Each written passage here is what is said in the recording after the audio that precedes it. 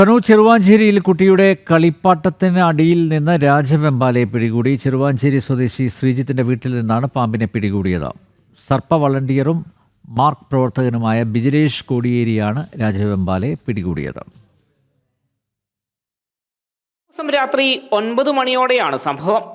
വീട്ടിലെ ആളുകൾ രാത്രി വീടിന് പുറത്തിറങ്ങിയ സമയത്താണ് ഇലക്ട്രോണിക് ടോയ് കാറിന്റെ അടിയിൽ നിന്ന് ശബ്ദം കേട്ടത്.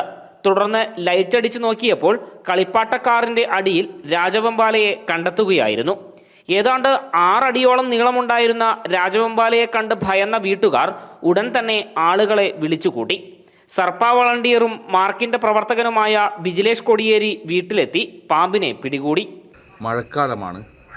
നമ്മൾ നല്ല രീതിയിൽ കരുതലോടെ ശ്രദ്ധയോടെ ഇരിക്കേണ്ട സമയമാണ്. പാമ്പുകൾ വീട്ടിൻ്റെ പരിസരത്തും വീടുകളിലേക്കും കയറി വരാം. നമ്മൾ ശ്രദ്ധിച്ചാൽ മാത്രം മതി.